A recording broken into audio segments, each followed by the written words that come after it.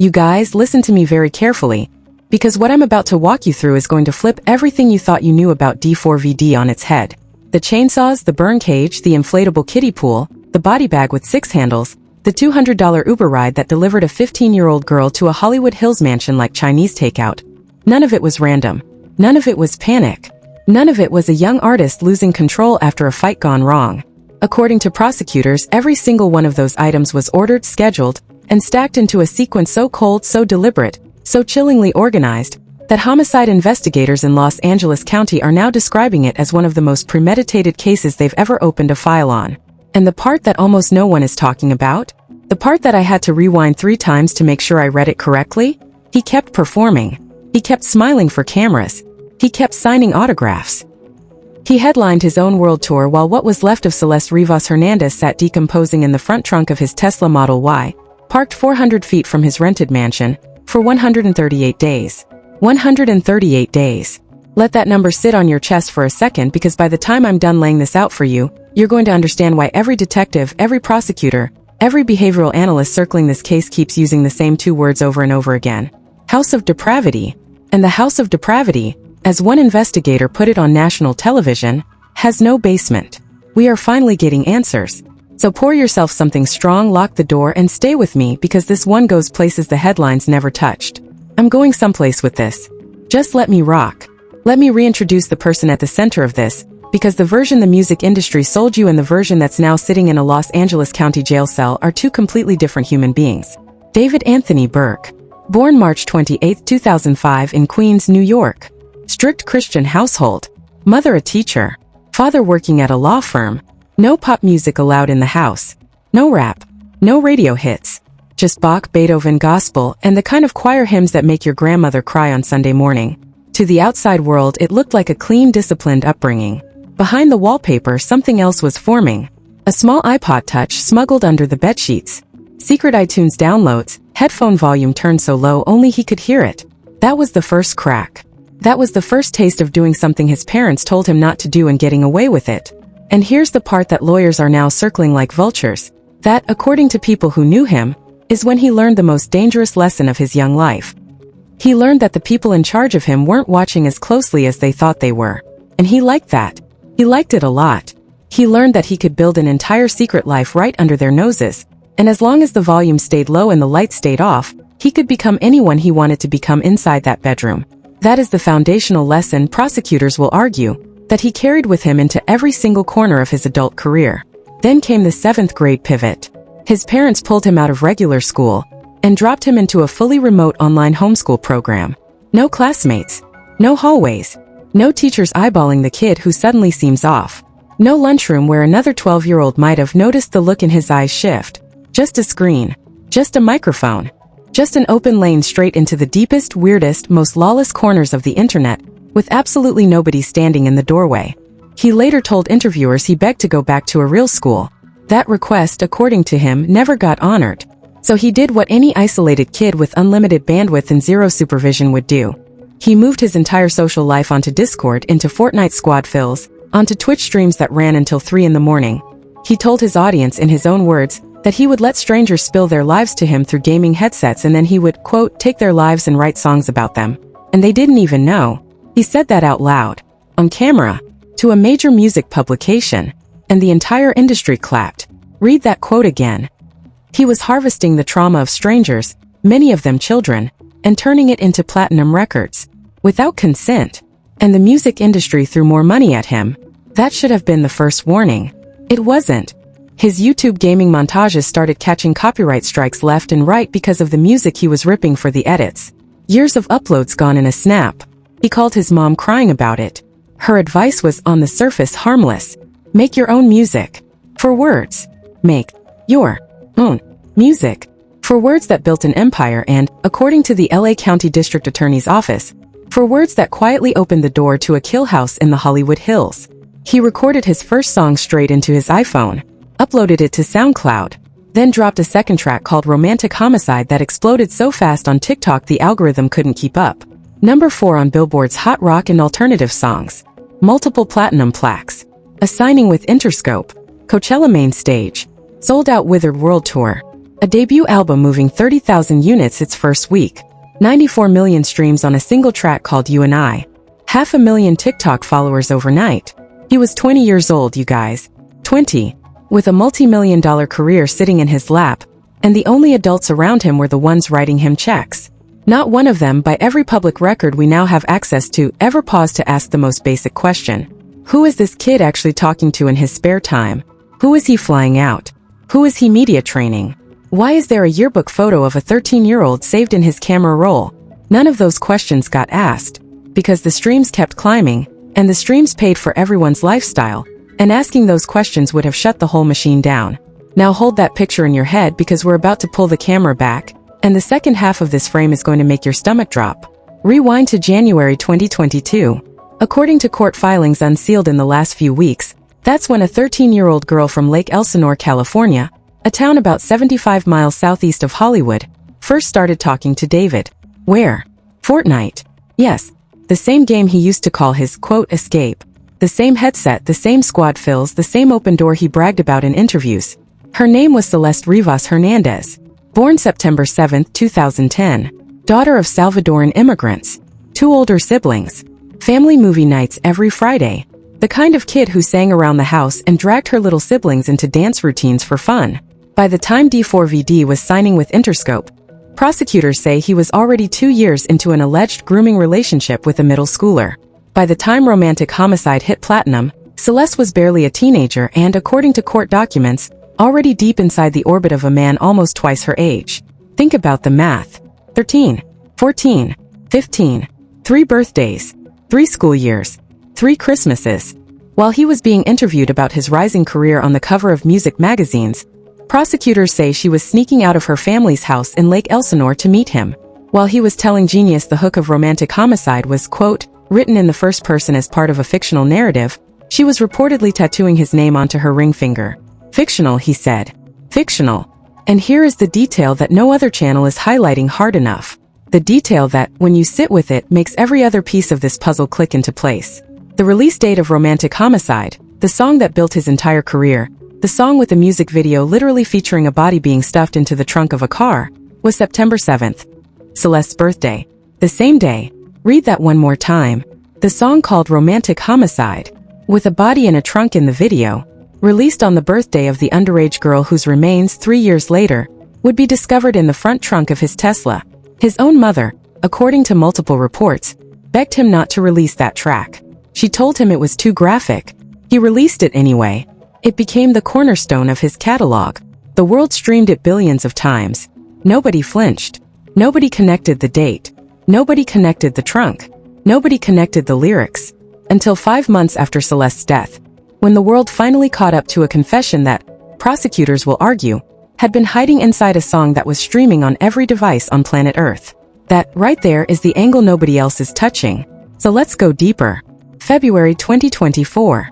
Celeste's family files a missing persons report with the Riverside County Sheriff's Department. Investigators dig through her phone records and a number pops up. The number traces back to David. On February 17, 2024, law enforcement calls him directly.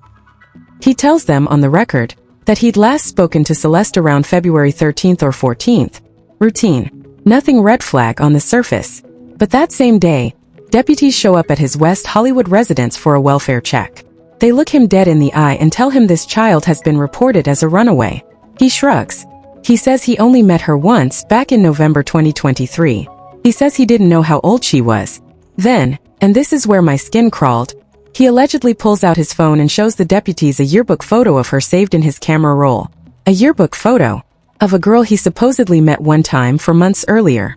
Why does a grown man with a record deal and a tour bus have a school yearbook picture of a 13-year-old saved on his phone? That question is now one of the load-bearing pillars of the prosecution's premeditation argument. And the second the deputies left, according to court filings, he did not stop. He did not pause. He did not reflect. He allegedly traveled to her school area and paid roughly $1,000 to another student to smuggle her a new phone, because her parents had taken her old one to cut off contact.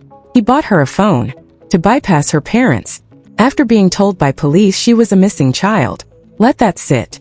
That single act on its own in any normal jurisdiction should have triggered an arrest. It didn't. The deputies left. The file closed. The clock reset. And the relationship, according to prosecutors, deepened. Throughout 2024, prosecutors say Celeste was at his Hollywood Hills mansion, traveling to Las Vegas with him, traveling to London, traveling to Texas, where she allegedly met members of his family. Her family kept filing missing persons reports. March 19th. April 5th. Multiple reports in a single calendar year on the same girl from the same household. Every single time she was located, the file was closed and the clock reset. Critics are now asking the question I've been screaming about since the second this story broke. How many times does a child have to be reported missing? How many times does the same adult man's name have to surface in those reports before the system stops closing the file and starts opening a real investigation? 3 reports in 3 months. The name David in every single one. The mother saying outright, "My daughter has a boyfriend named David." The brother saying the first night she left, she said she was going to see a movie with David. And the system, the entire structure built to protect children from exactly this kind of predator, kept handing her back and shutting the folder. If you are a parent watching this video right now, I need you to understand. The system did not work. It did not work for Celeste. And the only reason we are even having this conversation is because a tow truck driver in Hollywood smelled something. And the warning signs were not hiding in some encrypted Discord backroom. They were on Twitch. Live. In front of thousands. January 2024. D4VD is streaming on Twitch. Celeste is on camera. Hoodie. Glasses. Trying to keep her head down. The chat lights up in real time. Comments flooding in. Quote, "Pray for his career," chat. Quote, "You're done for, bro." Quote, "No, you're going on the Epstein list." Quote, "Caught you in 4K. He read some of those messages out loud. On stream. To his audience. Live. And the only thing that allegedly happened next was him telling his moderators to scrub the clips, delete the recordings, and wipe the VODs. One phrase he reportedly dropped on that stream is now ricocheting around every forensic analyst group chat in the country. "I media trained you." He said that to her. On a live stream. A grown 20-year-old man media training a 13-year-old girl on how to behave on camera, so the audience wouldn't get suspicious. If that doesn't make every hair on your arm stand up, check your pulse because something might be wrong. Media trained. That phrase, used between a record label and a publicist for an artist before a press junket, is normal. That phrase, used by an adult man to describe coaching a child on how to hide a relationship from a global livestream audience, is a confession. It just took the rest of us 2 years to translate it. Then there's the Discord server. Months before any of this hit the news, an account widely believed to belong to Celeste posted a photo of a tattoo on her ring finger. The tattoo read, "Plain as day, David." Right beside it sat a ring. The same account allegedly dropped backstage-style photos of the two of them together. The timestamps on those screenshots? July 2024. A full 9 months before the Tesla in Hollywood Hills started attracting flies. Reddit threads. Subreddits. Random commenters. Months before the arrest, one user wrote, "This guy's a PDF from what I've heard. My sister, who's now in 9th grade, told me he was dating an 8th grader. Let's just call her C. She would go on trips with him to LA." People knew. The internet knew. Twitch chats knew. Discord knew. And the machine, the label, the management, the touring company, the streaming platforms, the algorithm itself, kept pushing this man forward like nothing was happening. Because nothing was inconvenient yet. Nothing had hit a court docket. Nothing had cost anybody money. Yet. That is the operative word. Yet. Because the second this story turned into a homicide case instead of a runaway case, the same label that had funded his world tour cut ties in 72 hours. The same streaming platforms that hosted his videos demonetized him overnight. The same collaborators who had lent their voices to his tracks scrubbed their features from streaming. They moved that fast. Which means they could have moved that fast a year ago. They simply chose not to. Now we get to the night that, according to prosecutors, ended Celeste's life. April 22, 2025. Court documents allege Celeste sent a long string of messages that night. She had recently discovered that D4VD was involved with other women. She felt betrayed. She believed they had a future. Prosecutors say she threatened to go public with the relationship. Read that with the context loaded in your head. A 14-year-old girl who had been allegedly groomed since she was 13, was threatening to tell the world about a relationship with a 20-year-old chart-topping rock star, 2 days before his major label debut album dropped. In the middle of a sold-out arena tour, with industry executives, investors, and image consultants watching every move. Prosecutors argue that, in that exact moment, his career, his image, his money, and his reputation became, in his mind, worth more than her life. That, they say, was the motive. That is why the charging documents include the special circumstance allegation of homicide for financial gain. Because the prosecution's theory is not that this was a fight that escalated. The prosecution's theory is that this was a business decision. April 23, 2025. 8:40 p.m. D4VD allegedly opens the Uber app. Orders a ride. Lake Elsinore to Hollywood Hills. A $200 plus fare. Like ordering Chinese takeout, as one analyst put it on national TV. Wow. The girl is picked up. Arrives at the residence around 10 p.m. And then, 20 minutes after she walks through that door, prosecutors say, he started sending her phone text messages asking where she was. Where she was. From inside the same house. Investigators say those messages weren't real attempts to find her. They were a manufactured alibi. By 10:20 p.m., according to the medical examiner and the prosecution's timeline, the most critical event of this entire case had already occurred. By 11:30 p.m., roughly 1 hour later, D4VD allegedly got into his Tesla and drove north on the 101 towards Santa Barbara County. Along the way, he kept calling and texting Celeste's phone. The phone of the girl who, according to prosecutors, was no longer alive. To create a paper trail. To muddy the timeline. To make it look on paper like she was still out there somewhere. And in January 2026, a Caltrans worker found Celeste's U.S. passport card alongside State Route 154, near Lake Cachuma in Santa Barbara County. In exactly the area cell phone data allegedly placed him that night. And prosecutors say on at least 2 more trips after that. He went back. Twice. To the same area. Why? Why would a young man with no prior connection to Santa Barbara County keep driving back to a remote stretch of state route in the middle of the night, weeks after the death he is now charged with? Prosecutors will let the jury draw their own conclusion. I have already drawn mine. The next morning, April 24th, he did a radio interview promoting his album. That night, he attended his album launch party. Cameras flashing, champagne, industry handshakes, withered. The world tour was about to begin. Less than 12 hours after the moment prosecutors say he killed her, he was on the radio talking about his lyrics. Less than 24 hours later, he was sipping cocktails at his own launch party, while every executive at Interscope toasted his future. That is the level of compartmentalization we are talking about. That is the level of dial down. That is the level of trained-out empathy he reportedly bragged about cultivating since he was a child. Then come the purchases. And this is where the chainsaw, the burn cage, the body bag, the kiddie pool, the laundry bags, and the shovel walk on stage. April 24th, 1 day after Celeste's alleged death. A shovel is ordered through a delivery service. May 1st, 2 chainsaws on Amazon delivered same day. May 5th, heavy-duty laundry bags, a large storage bag, and a blue inflatable kiddie pool. July 7th, a home incinerator, also known as a burn cage, capable of reaching 1600 degrees. Several of these items, prosecutors allege, were ordered under the alias Victoria Mendez to avoid attention. Now ask yourself a question, because this is the question prosecutors are going to put in front of a jury. Who orders a body bag, a burn cage, 2 chainsaws, an inflatable pool to disarticulate a corpse, a shovel, an incinerator and heavy-duty laundry bags, on consecutive weeks, under a fake name, while continuing to play sold-out shows? Who orders all that? Investigators answered it themselves. 2 + 2 = 4. Bam. There is no scenario where that shopping cart is innocent. Inside the garage of the Hollywood Hills rental, a property reportedly renting for $20,000 a month, by the way, in a neighborhood where strangers do not just walk off the street into your home, investigators later recovered evidence matching Celeste's DNA. Small blue plastic fragments were collected. Forensic specialists said they matched the material from that inflatable kiddie pool. Court documents make clear what prosecutors believe happened in that garage with that pool with those chainsaws.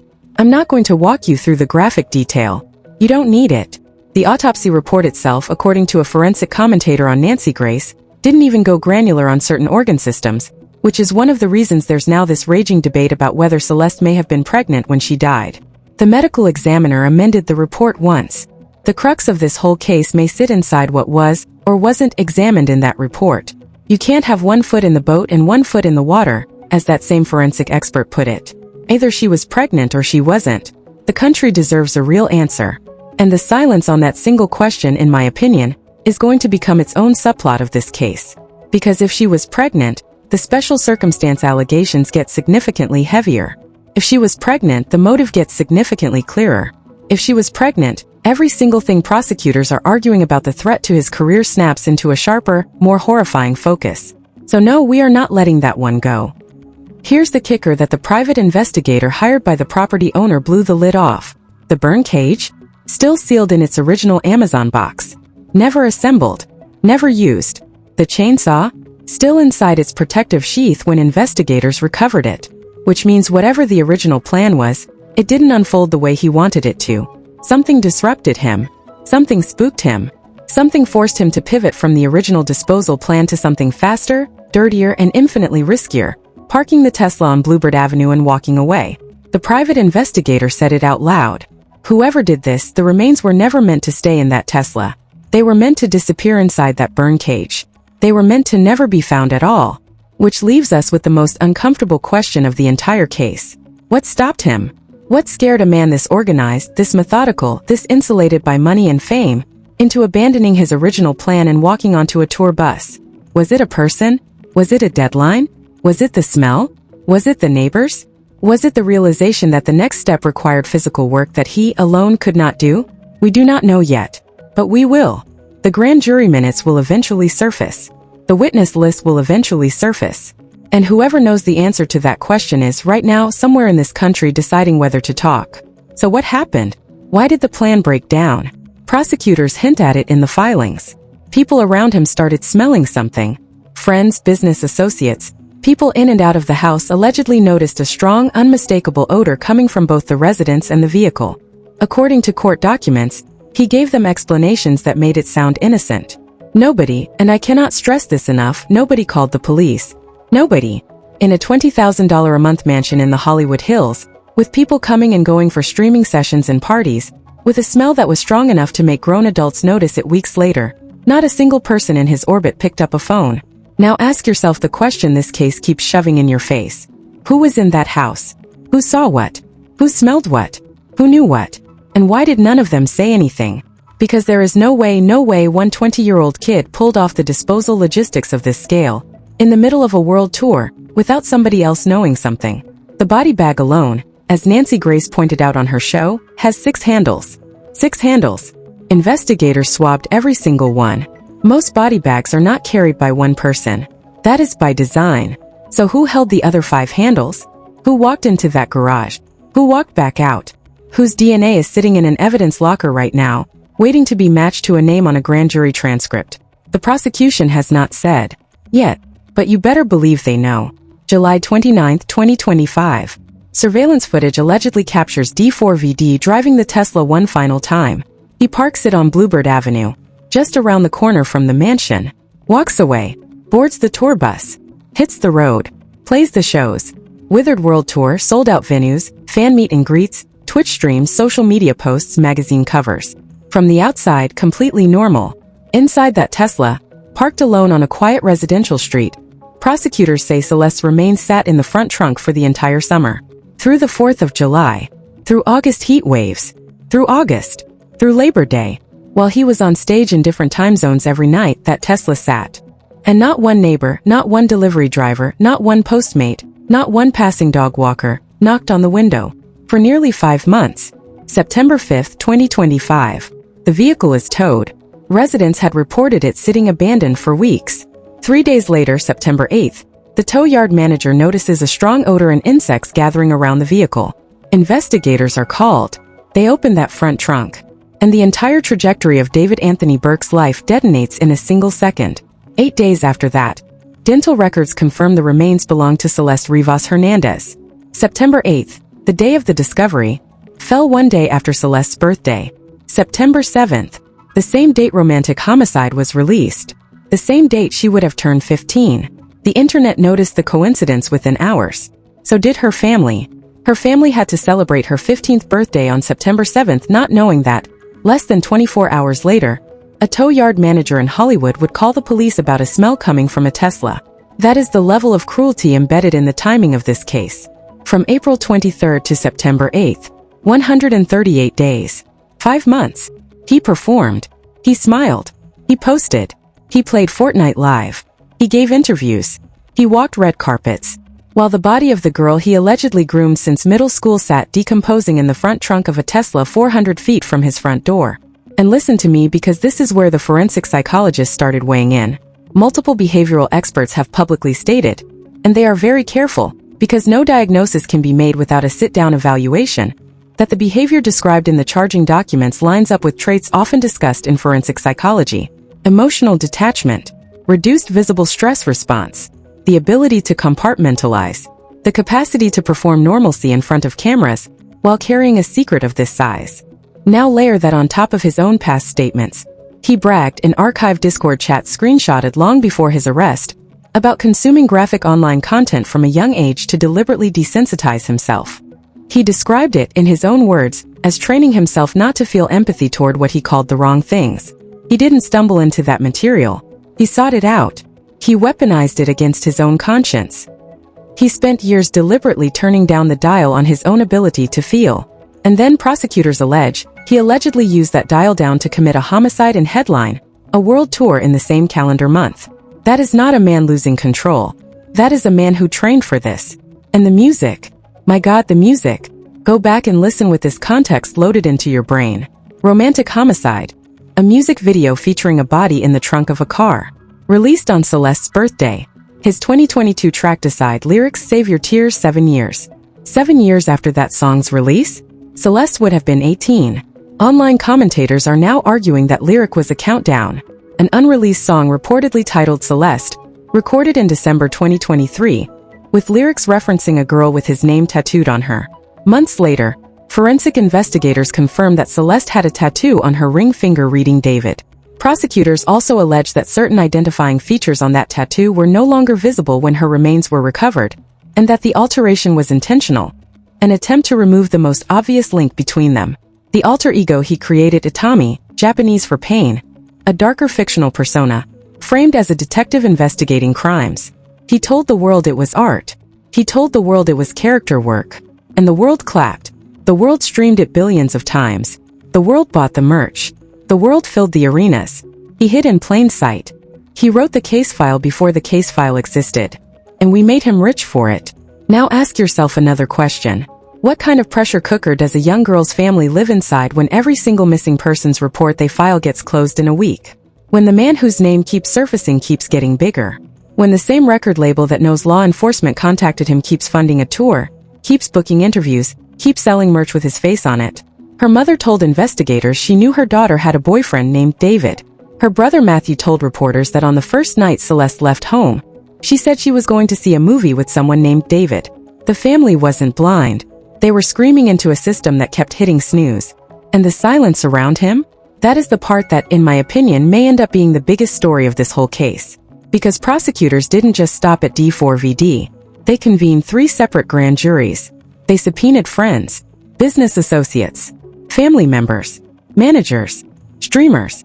TMZ overheard his manager Robert Morgenroth allegedly say, after testifying, that he didn't feel he had the responsibility to call law enforcement, and that he wanted the tour to keep going. He wanted the tour to keep going. Picture that sentence on a billboard. A child is missing.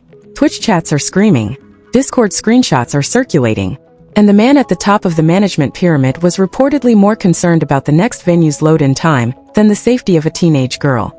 If that account turns out to be accurate, that single sentence may become one of the defining quotes of the entire 2020s music industry. Neo Langston, a streamer reportedly close to D4VD, didn't show up for his grand jury subpoena. He fled to Helena, Montana. A warrant was executed. He was hauled back to Los Angeles, booked, and finally testified in February 2026.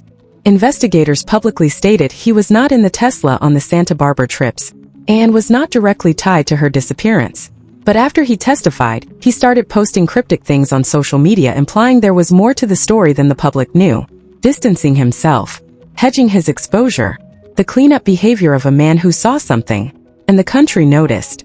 The country always notices. And the family. D4VD's parents and brother were subpoenaed in January 2026. They fought the subpoenas in Texas court. They lost.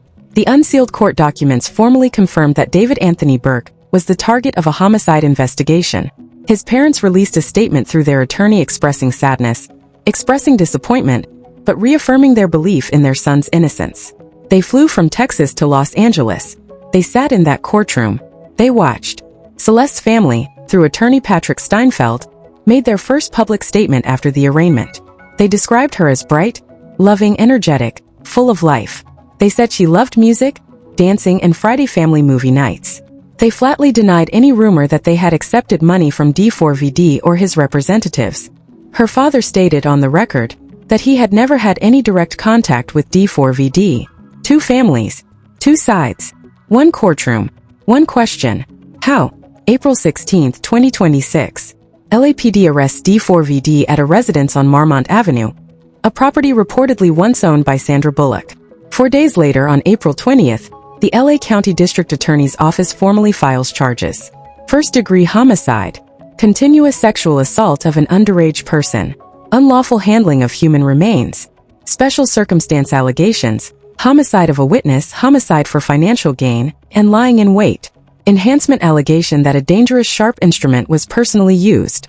If convicted on every count as charged, he faces life in prison without the possibility of parole. He pleaded not guilty. His attorney is Blair Burke, one of the most well-known defense lawyers in Los Angeles. She told the court they believe the actual evidence will show D4VD did not do what he is accused of. The preliminary hearing was originally set for May 1st. It moved to May 26. The defense asked for more time to review discovery. And the discovery, you guys, is absolutely massive. 40 terabytes of data, 54 search warrants, 3 grand juries, wiretap results, iCloud data, and according to early reports, only a fraction of that iCloud has even been fully reviewed at this stage. Multiple phones, surveillance footage, delivery records, DNA findings, forensic reports. The case is so big that even the prosecutors haven't seen the bottom of it yet. And outside the courtroom, the career evaporated overnight. Interscope Records cut ties. YouTube demonetized his channel in April 2026. Callie Uchis pulled her collaboration. Laufey pulled hers. Holly Humberstone pulled hers. Epic Games issued refunds on Fortnite skins that featured his songs. Universal Music Group quietly moved to separate from affiliated projects. The machine that built him up over 36 months unbuilt him in 72 hours. But here's the part that I want you to sit with because nobody else is saying it loud enough. This case is not just about one man. This case is about a system. A streaming platform that didn't take down the Twitch VOD where viewers were openly typing the word Epstein in his chat. A Discord that didn't act on conversations being screenshotted by random outsiders. A subreddit thread posted weeks before her body was found, where a stranger wrote that their sister's 8th grade friend was being taken on trips to LA by a famous singer, and the comments treated it like gossip. A record label that signed him while LAPD already had a face-to-face welfare check on file. A manager who, if the reported quote is accurate, openly admitted he didn't feel responsible for calling police. A neighborhood where a Tesla sat abandoned for 5 weeks in front of multi-million-dollar mansions and nobody flinched. A tour staff that drove him from city to city while a body sat in his front trunk back home. A family, Celeste's family, that filed report after report after report and watched every single one quietly close. When enough people look away, silence stops being silence. It becomes consent. And consent, in this case, may have cost a 15-year-old girl her life. So now we wait. Preliminary hearing, May 26. The defense will challenge the timeline. They will challenge the digital evidence. They will challenge the interpretation of every Uber receipt, every Amazon order, every iCloud message, every chainsaw, every blue plastic fragment, every cell tower ping on State Route 154. D4VD is presumed innocent until and unless proven guilty in a court of law. That's how this country works. And it should work that way. But the prosecution's case is one of the most evidence-stacked, timeline-locked, digitally documented homicide cases in modern California history. 40 terabytes. 3 grand juries. 54 warrants. A body in a Tesla. A tattoo on a ring finger. A song called Celeste. A song called Romantic Homicide released on her birthday. A chainsaw in a sheath. A burn cage in a sealed box. A kiddie pool in a garage. An Uber receipt at 8:40 p.m. on April 23, 2025. The picture is already painted. The defense's job now is to convince 12 people that the painting is a forgery. But while the lawyers do their thing, I want you to do something for me. I want you to say her name out loud. Celeste Rivas Hernandez. Born September 7, 2010. Daughter. Sister. Singer. Dancer. Friday night movie kid. A bright, vibrant, loved 15-year-old human being who deserved a life. Who deserved a sweet 16. Who deserved a prom. Who deserved to grow into the artist she dreamed of becoming. Who deserved to be more than a discovery in a Tesla. Her funeral was held on October 7, 2025, 1 month after she was found. The community of Lake Elsinore showed up for her. Her family is still showing up for her. We are still showing up for her. And we will keep showing up every single hearing, every single filing, every single update, until justice is served in a courtroom, not in a comment section, not in a live stream, not in a Discord server, but in a real sworn 12-person criminal court of law. Because that is the only language this man's defense team understands. Not a live stream, not a podcast, not a viral TikTok, a courtroom, a jury, a unanimous verdict. That is the finish line. We walk with her family. If you made it this far in the video, drop her name in the comments. Just her name. Celeste Rivas Hernandez. Let the algorithm see that we are not going to let her become a footnote under his catalog. Let the industry see that we remember. Let the platform see that we are watching. And let every single person who saw something, smelled something, knew something and said nothing understand this. The silence ends here. The grand juries are not done. The iCloud is not done. The 40 terabytes are not done. The questions are not done. And neither am I. I will be live the night of the preliminary hearing, breaking down every single motion, every single ruling, every single piece of evidence as it drops in real time. Hit the subscribe button so you don't miss it. Drop a comment so the algorithm pushes this to one more person who needs to hear it. Share this with the people in your life who think true crime is just entertainment, because this one isn't. This one is a 5-month timeline, a 138-day silence, a chainsaw in a sheath, a burn cage in a box, a kiddie pool in a garage, and a 15-year-old girl in a Tesla trunk. Say her name. Celeste Rivas Hernandez. I'll see you guys at the preliminary hearing. Bye.